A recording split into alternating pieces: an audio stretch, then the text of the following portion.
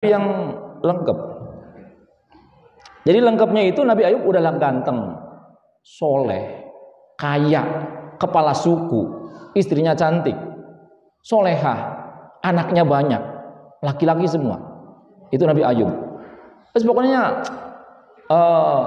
orang yang hebat lah, orang yang ideal banget Nabi Ayub.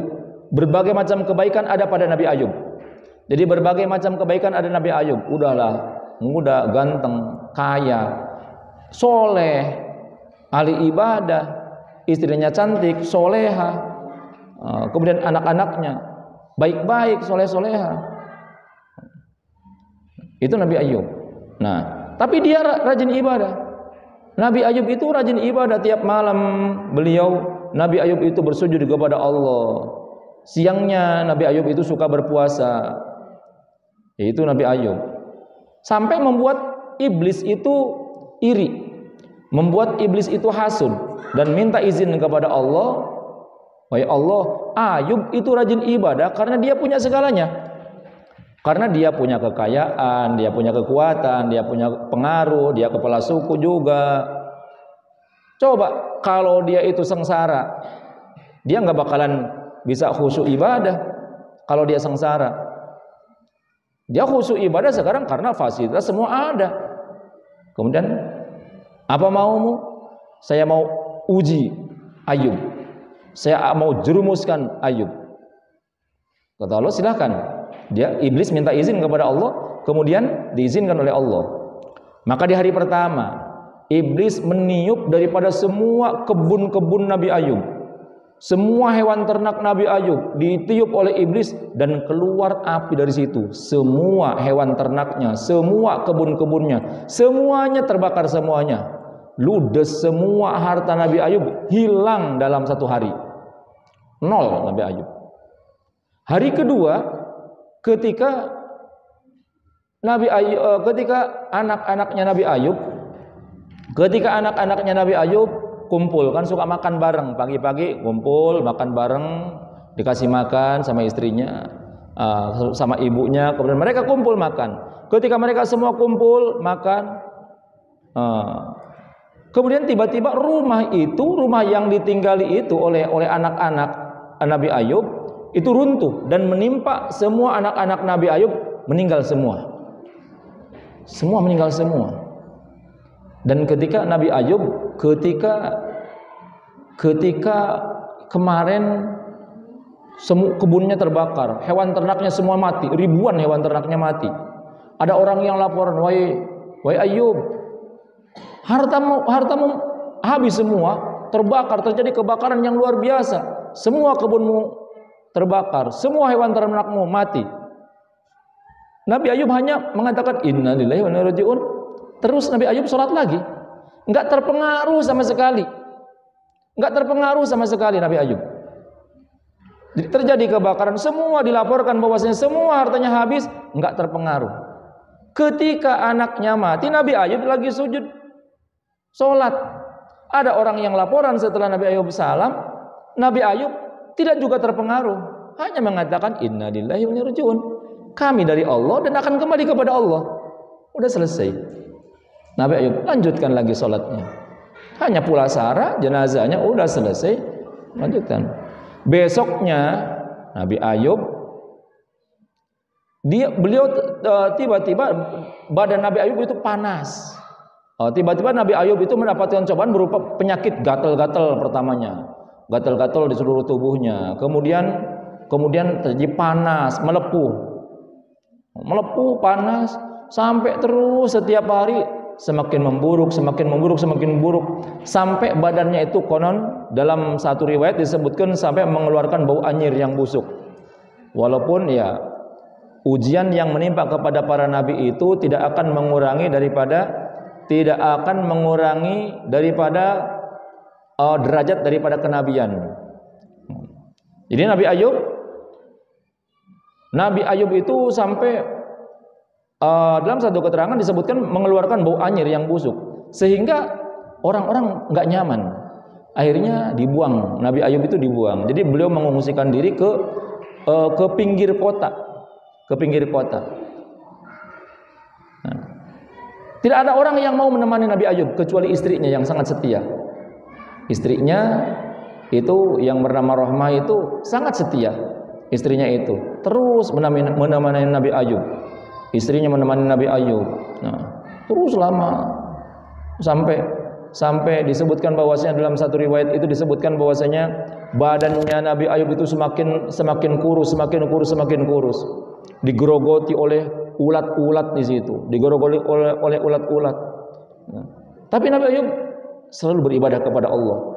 Tidak sedikit pun daripada ujian tersebut membuat Nabi Ayub berkurang dalam masalah ibadah.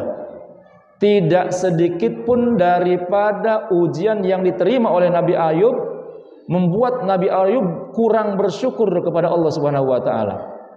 Enggak sedikit pun. Enggak ada berkurang syukurnya, enggak ada ngeluhnya Nabi Ayub. Enggak ngeluh Nabi Ayub. Ketika ditanya, "Wahai Nabi Ayub, bagaimana? Engkau ditimpa ujian sampai semua badannya habis, dagingnya habis, hanya tertinggal hati dan lidah yang masih utuh." Ayub mengatakan bahwasanya, "Demi Allah, cukup bagiku. Yang penting biar semua tubuhku habis. Yang penting aku masih memiliki lidah dan hati. Lidah yang dengannya saya bisa menyebut nama Allah, hati yang dengannya saya bisa mengingat kepada nama Allah, itu cukup. Semuanya itu adalah merupakan kebahagiaan yang terbesar bagi saya." Nabi Ayub hanya minta jangan digerogoti ini hatinya dan juga lidahnya. Kalau yang lain silahkan. Yang lain silahkan. Karena untuk ibadah, hati untuk zikrullah, untuk mengingat kepada Allah, lidah untuk menyebut keagungan Allah, bersyukur kepada Allah, mengagungkan nama Allah, menyebut-nyebut nama Allah, lidah itu. Dan semuanya untuk Allah Subhanahu wa taala. Nah, jadi tidak sedikit pun daripada semua ujian itu, harta bendanya semuanya hilang, hancur. Anak-anaknya meninggal semuanya. Kemudian tubuhnya juga rusak Nabi Ayub. Tubuhnya rusak. Nah, ini sampai tapi dia punya istri yang sangat soleha. Istrinya itu kerja, dia buruh nyuci piring atau apa, kemudian dapat makanan diberikan kepada Nabi Ayub, diberikan kepada Nabi Ayub. Nah, satu ketika setelah sekian lama bertahun-tahun, Nabi Ayub sabar, istrinya juga mendampingi. Kemudian istrinya itu kemudian berkata kepada Nabi Ayub, "Wahai Nabiullah Ayub, wahai Ayub, engkau adalah Nabi Allah. Engkau mempunyai posisi yang dekat dengan Allah. Kau minta kepada Allah kesembuhan kepada Allah, saya yakin Allah akan mengabulkannya karena engkau adalah seorang nabi. Mintalah kesembuhan kepada Allah. Saya yakin Allah akan mengabulkan, Allah akan menyembuhkan." Kemudian Nabi Ayub bertanya kepada istrinya, "Dulu si kita sehat berapa tahun?" "Ya, 20 tahun. Sekarang saya sakit udah berapa tahun?" 18 tahun. Sehat 20 tahun dulu. Sekarang sakit baru 18 tahun. Demi Allah saya malu untuk minta kesembuhan kepada Allah. Kata Nabi Ayub, "Malu saya minta kesembuhan kepada Allah. Biar saya nyaman dengan rasa sakit ini, biar saya nyaman dengan penyakit ini. Yang penting saya hati bisa mengingat Allah, lidah bisa menyebut nama Allah, cukup untuk membuat saya bahagia." Kata Nabi Ayub, udah enggak memikirkan apa-apa. Hatinya mutmainnah, hatinya tenang dengan Allah. Dan itu yang terpenting, itu hati. Nerima apa adanya. Kemudian bersabar, ridho, yakin bahwa ini takdir dari Gusti Allah. Udah kondisi apapun hidup akan tenang. Mau susah, banyak uang, nggak punya uang, sehat ataupun sakit, kalau kita yakin ini dari Allah Subhanahu wa taala dan yakin bahwasanya tidaklah Allah menimpakan satu cobaan kecuali Allah akan ganti dengan hadiah, dengan kebahagiaan oleh Allah, baik di dunia ataupun yang penting nanti di akhirat. Maka kita akan tenang, karena nggak mungkin ada sesuatu yang ditimpakan oleh Allah kepada manusia secara cuma-cuma. Nggak ada. Allah mengirimkan mengirimkan ujian tanpa Allah siapkan daripada balasannya. Allah siapkan balasannya. Maka kalau kekasih-kekasih Allah itu kalau ditimpa ujian itu dia bahagia. Bahagianya apa? Karena ada hadiah dari Allah itu yang tidak bisa dibeli dengan sholat, tidak bisa didapatkan dengan sedekah, tidak bisa didapatkan dengan zikir, tidak bisa didapatkan dengan sholat malam, dengan puasa dan yang lain-lainnya. Hanya bisa didapatkan dengan sabar menghadapi ujian, dengan sabar menghadapi masalah, dengan sabar menahan rasa sakit. Ada yang seperti itu. Jadi itu keistimewaan tersendiri. Makanya Nabi Ayub itu, kata Nabi Ayub, saya malu meminta kepada Allah, minta kesembuhan kepada Allah, baru juga dikasih sakit 18 tahun. Nabi mengatakan baru 18 tahun saya. Dulu sebelum sakit saya sehatnya 20 tahun. Minimal kata Nabi Ayub, minimal sama. Minimal sama. Dulu sehatnya 20 tahun, sakitnya kemudian 20 tahun lagi, baru saya mau minta kepada Allah. Nah, 2 tahun lagi. Nah, setelah 2 tahun, setelah itu 20 tahun. Ini 2 tahun lagi, 18 tahun. Susah, nggak punya apa-apa, dibully orang, sakit. Itu lama 18 tahun teh. Gitu. Jangankan 18 tahun, seminggu aja kondisi seperti itu lama. Kita sakit 2 bulan, 3 bulan, 5 bulan, 5 tahun. Wah, itu asa sangsara jalma gitu. Nah, ini Ayub sampai semuanya habis 0 minus, bahkan ini bukan 0 lagi, minus ini. Nah, kemudian setelah 20 tahun baru Nabi Ayub meminta kepada Allah. Dan Nabi Ayub pun memintanya kepada Allah itu enggak langsung minta, ya Allah sembuhkan saya, enggak. Nabi Ayub hanya membacakan doa kepada Allah. Dalam surat Al-Anbiya ayat 83, Nabi Ayub hanya berdoa memohon kepada Allah, Rabbi inni massaniya durru wa anta arhamur rahimin. Ya Allah, ya Tuhanku, sesungguhnya aku telah ditimpa penyakit, padahal Engkau zat yang maha penyayang dari semua yang menyayangi, ya Allah.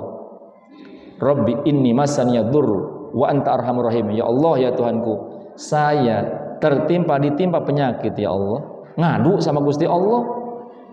Hanya ngadu, ya Allah, saya ditimpa penyakit seperti ini, ya Allah. Dan saya yakin Engkau adalah zat yang paling penyayang sama hambanya.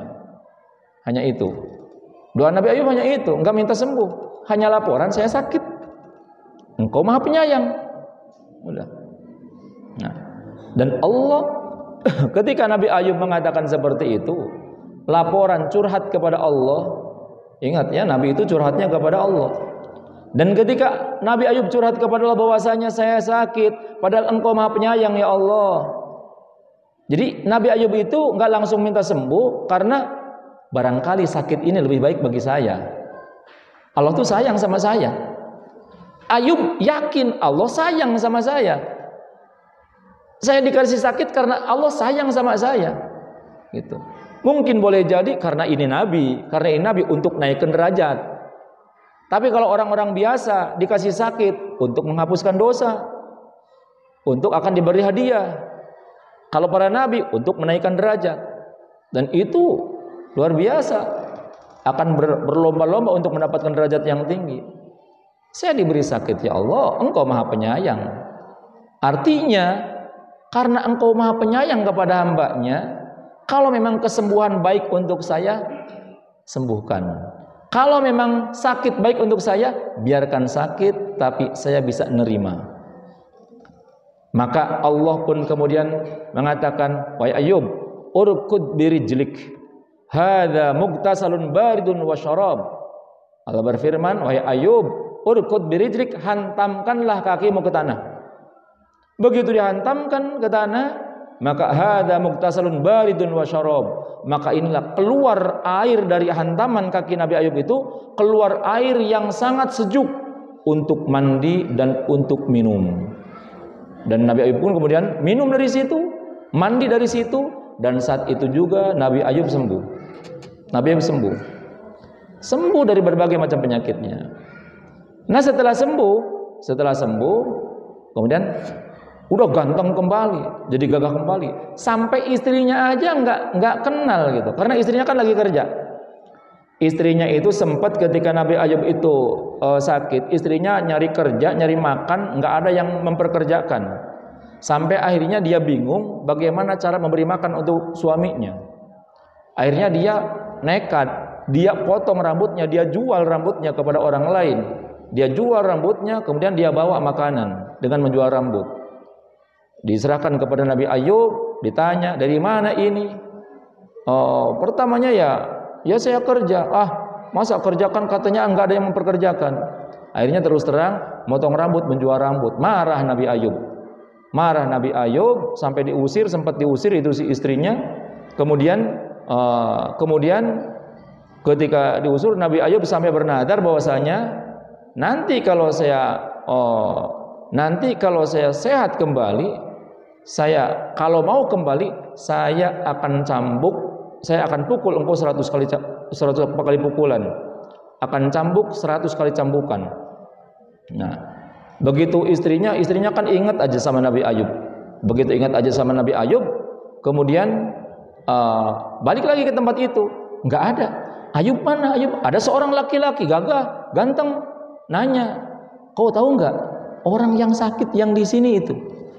Nanya sama Nabi Ayub, kau tahu nggak orang yang sakit yang di sini, yang tendanya seperti ini di sini?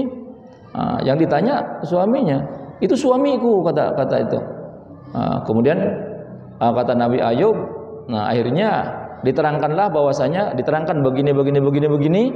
Akhirnya istrinya, jadi ditanyakan, suamimu itu kalau sehat seperti apa?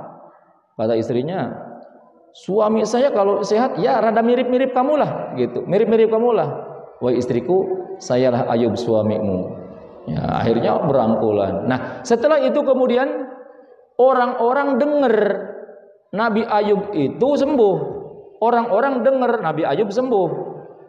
Wow, orang-orang kan senang sama Nabi Ayub, cinta sama Nabi Ayub, karena Ayub orang yang baik dan dia kepala suku, sehingga mereka pada datang. Begitu mereka datang, senang Nabi Ayub sembuh. Ada yang datang kasih hadiah sama Nabi Ayub. Yang punya korma ngasih korma, yang punya kebo ngasih kebo, yang punya ontak ngasih ontak, yang punya tanah ngasih tanah. Semua sakampung itu semua tidak ada yang tidak memberikan hadiah kepada Nabi Ayub. Semua ngasih hadiah. Sampai kemudian Nabi Ayub balik lagi ke kotanya, ke kampungnya, dan kemudian ketika balik lagi ke kampungnya, itu hartanya Nabi Ayub berapa kali lipat daripada sebelum beliau sakit. Dan setelah itu Nabi Ayub pun beliau punya anak lagi 2 kali lipat daripada sebelumnya. Allah kembalikan. Jadi ketika seseorang ditimpa musibah, butuh sabar sebentar. Butuh sabar sebentar di dunia, butuh sabar sebentar ketika ditimpa musibah. Sabar karena Allah, sabar karena Allah. Yakin setelah kita sabar, Allah akan ganti semua kesulitan dengan kebahagiaan. Dan kebahagiaan yang terpenting bukan di dunia. Tadi kebahagiaan yang terpenting adalah ketika meninggal kita husnul khatimah, ketika dikubur, kuburan menjadi taman dari taman surga, bukan jurang daripada jurang api neraka. Ketika dihisab, hisaban kita dimudahkan. Ketika ditimbang amal soleh lebih berat daripada amal buruknya. Ketika melewati siratal mustaqim, kita bisa melewati dengan lancar dan sampai di surganya Allah Subhanahu wa taala. Itu kebahagiaan, itu hadiah dari Allah yang terpenting, kebahagiaan yang itu. Semoga kita diberikan oleh Allah Subhanahu wa taala bisa meneladani daripada kisah daripada Nabi Ayub, yang Allah angkat semua kesulitan Nabi Ayub ini itu di tanggal 10 bulan Al-Muharram atau yang dikenal dengan hari Asyura. Yang semoga dengan keberkahan hari Asyura nanti pada hari Jumat